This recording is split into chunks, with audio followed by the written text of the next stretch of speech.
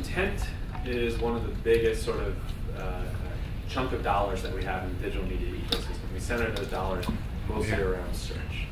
And so, Jonathan, why don't you talk to us a little bit about intent and sort of where you see that playing out in sort of the next 2 or 3 years? And will it be a winner-take-all business with Google, or do we see search sort of bifurcating out to other places? Yeah, sure. So, the thesis we were founded around was that search doesn't create any intent. So people go to search with their intentions, and search serves as a collection mechanism and a navigation tool to get people further along their goal to fulfilling their intent. Intent is created in other media, or it's created through word of mouth, or just your daily lives. And TV drives a tremendous amount, for example, of intent to search. If you look at Google's top trends every day, about 25-30% is TV driven into creating inventory and search. So really kind of fascinating how those different channels play into search. And then, of course, search takes people right back out into digital content. So, so search serves as kind of a middle, middleware in essence there. And what we know intellectually is that on the edges of both sides is where there's a tremendous amount of more intent actually always coursing through the web and through digital. And so we built technology to capture it on both of those sides and organize it and activate it in real time, the same way search works. So in that manner, and our technology sits on the publisher side. So we're on premium and working with premium publishers because they have the best content, so they have the best intent, and they have the best consumers. So understanding what's going on there and using first party to do that. And what we do for them, which is great, is we connect them now into these search budgets that they've never had direct access to. So, in fact, they've only been dealing with banners, which are about 50% of the overall digital spend compared to search. So this opens up a new channel of buying for them. For the search marketers, what's exciting about it is it's a giant new inventory source. So, the same amount of people search for recipes today as they did in 2007. There's no more inventory for it if you're a craft or if you're a big brand to find people with intent for dinner recipes than there was. So we create this new giant inventory source for them that operates in exactly the same way. And I think where it's going is it's going in a lot of places because intent is everywhere, right? So Nikhil will talk about social, and social drives a tremendous amount of intent to our publishers. Pinterest is probably besides Google, the second largest source of traffic to our publisher base, and we're in the women's lifestyle vertical predominantly, so that's why we see that. But Facebook as well. And again, every time someone clicks or goes to a site, they are giving signals, they're giving clues to what their intent is, and it's that ability to understand and activate in real time where you can bring up the value of the media. So you're seeing a world where Google is not going to be the only one just capitalizing on intent in the future. Google and Elon. Google and I like that. So you're playing in the mobile world, or you're playing in a location-based world, and location is determined a lot of the times on latitude and longitude. Mm-hmm. Is there inventory available? I mean, is there enough inventory available with latitude and longitude signals to really make a dent for marketers these days? Because everything we hear, while people love latitude and longitude, a lot of stuff that we hear about, there's just not inventory. So I think we look back probably a year and a half ago, and as we were starting to build this business and starting to turn on products and drive revenue, we had that concern. Now we saw the beginning of the hockey stick, but so the reality is, if you buy a smartphone now, you buy an Android smartphone, when you turn it on, you install it, location is defaulted on. That's just the way it works. So every application in that phone has the ability to pull your hyperlocal location at all times, essentially, 24 hours a day if they want. Now, publishers initially didn't turn that on, and sort of sensitivity around privacy.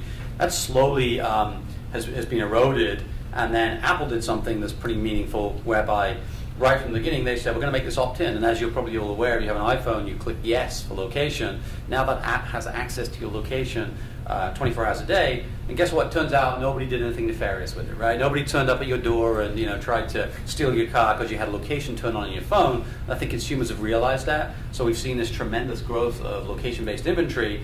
We've been able to use it. We've filled huge campaigns at scale with it, and now the other thing is, you start to think about one way we operate is we can target to the current location of a user.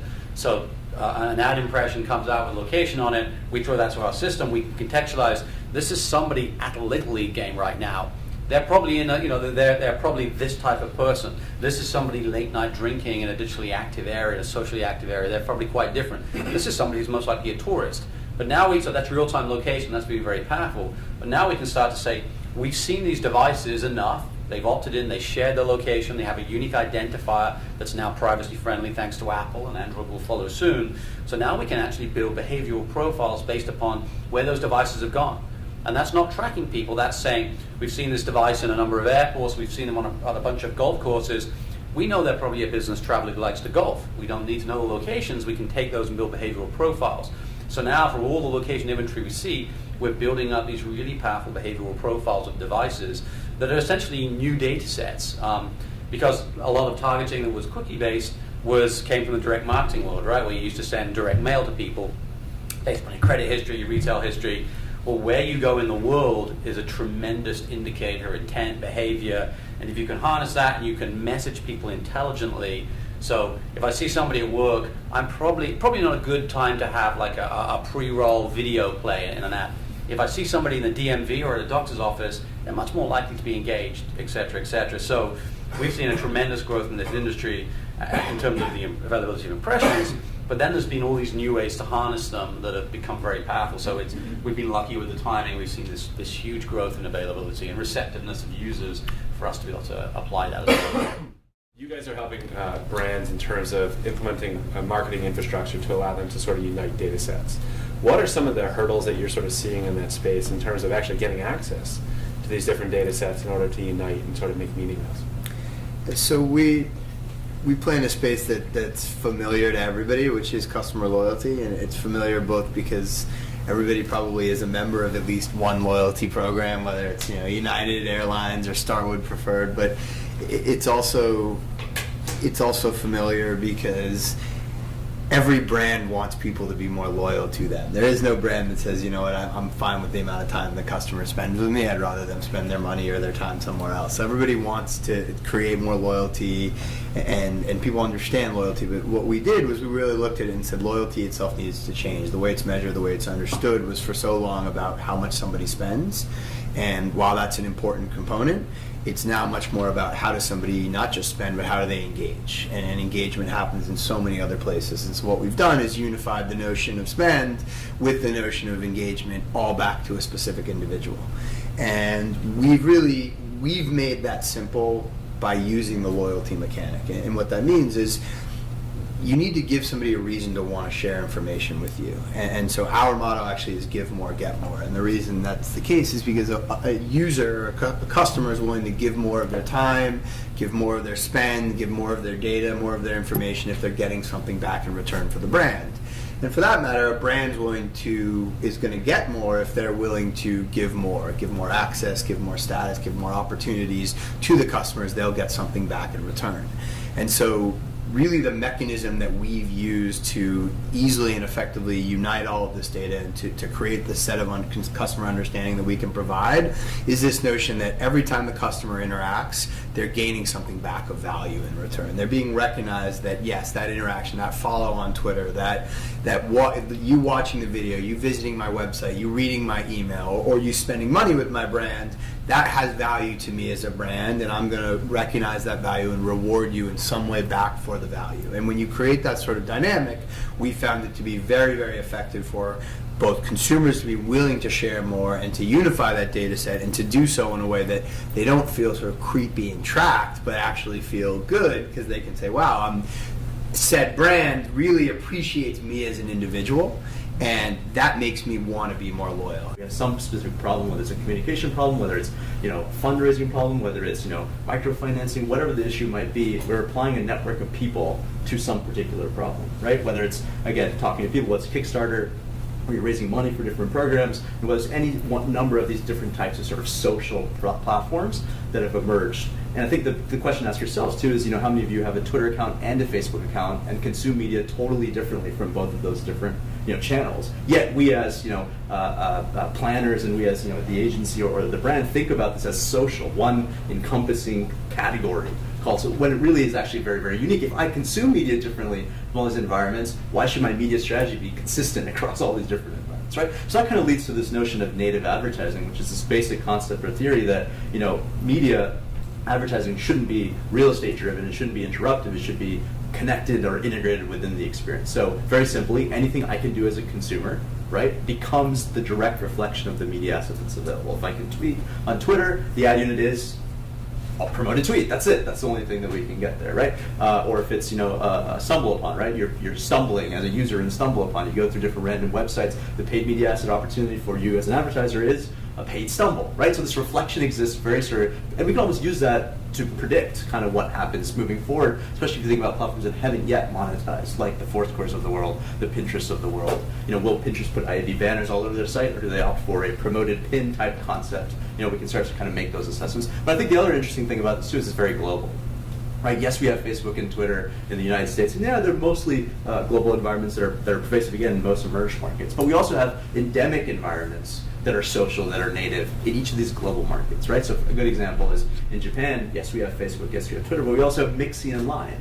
And Mixi and Line are nothing more than reflections of the way that people in the Japanese market communicate with each other, right? It's different from maybe this generalized Facebook environment, but it's also social, and their monetization strategy is, again, taking whatever their consumers can do and creating ad units that are reflective of that. The same thing happening in the Chinese market with Sina Weibo, Renren, QQ, the same thing happening in the Latin American market, in the MENA market, in the MENA market. So again, we have this massive reverse fragmentation that's kind of occurred where over the last 7 to 10 years, we kind of hyped upon, efficiencies and consolidations with our DSPs, with our ad exchanges, moving the abstraction up from the publisher, when now we're kind of, with this whole concept of native advertising, going the exact opposite direction, saying we actually do want to be more intimate with the experiences. We want to think about this as a premium environment, right? And the question that always kind of emerges from there, and probably Darren's next question is, how do you scale that, right?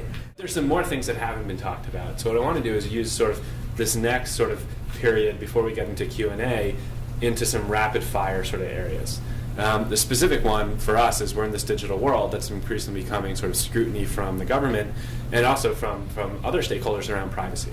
And so one of the common platforms and tools that we use as a marketer as currency is cookies.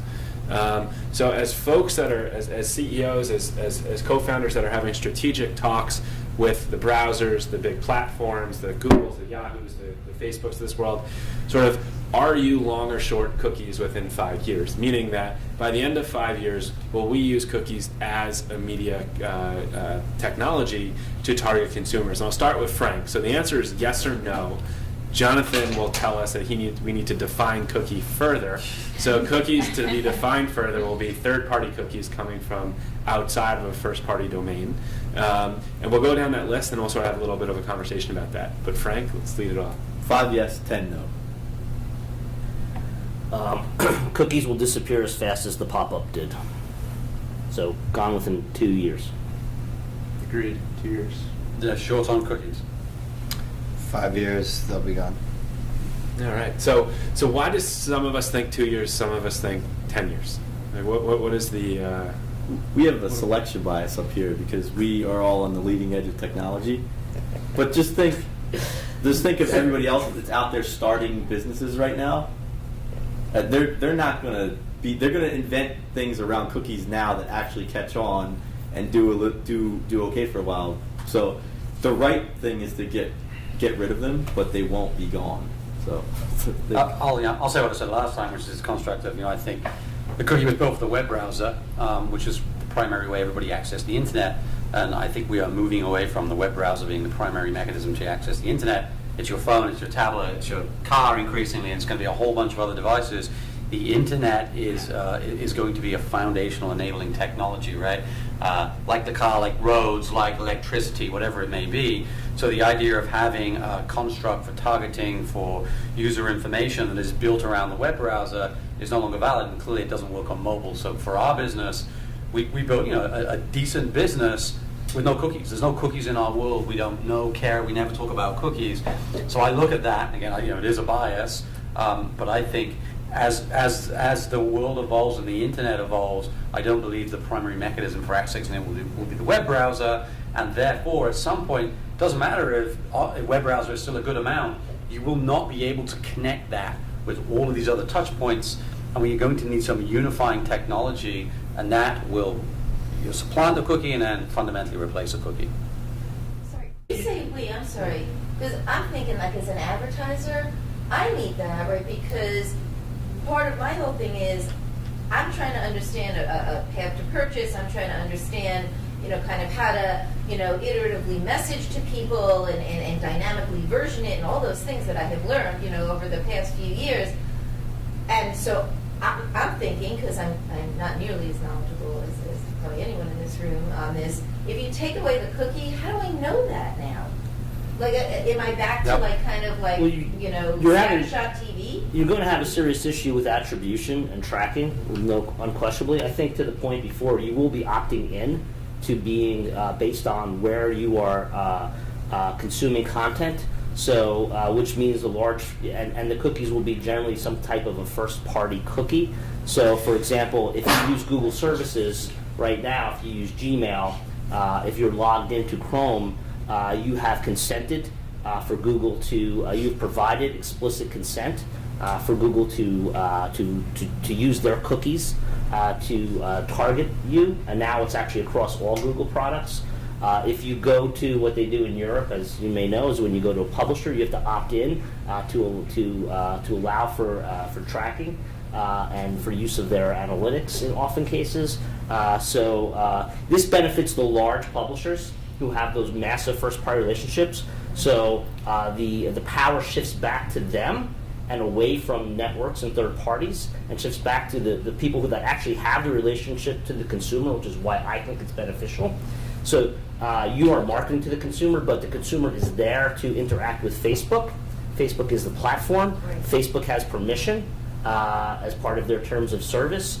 Google has permission. The New York Times will have permission. So that is where the data pools and the first-party cookies will be used for things like tracking there. And I think what you're seeing is a lot of these media companies now trying to extend their presence and footprint even outside of what they're doing, so that data can be transported. In fact, if Google's doing it better than anybody right now, they changed their terms of service about a year ago, right about now, where now it's across all devices. So if you log into Chrome, they can now follow you on mobile, things of that nature. Apple, again, another one. The challenge here, and I see the opportunity, is I actually believe consumers don't want to be. So let's say you can solve retargeting on a publisher or online. Well, how do you extend that to mobile? How do you extend that to addressable TV that's coming? So that was your point. And I think there's a gaping hole here that nobody's actually gone all the way down the chain and said, right, at the end of the day, there's a consumer experience here. And I'm personally sick of being retargeted for stuff I already bought on Amazon, which drives me up the wall. All those experiences. And now, with more mediums and more dollars of advertising, that problem gets multiplied. And with this fragmented issue, it's even worse. And I actually said, if you went to the consumers and you found a way to educate them, and it was however privacy-friendly it was, and you said, there's technology that exists to connect these or to unify them with the new technology. We're going to say, we're going to target you intelligently.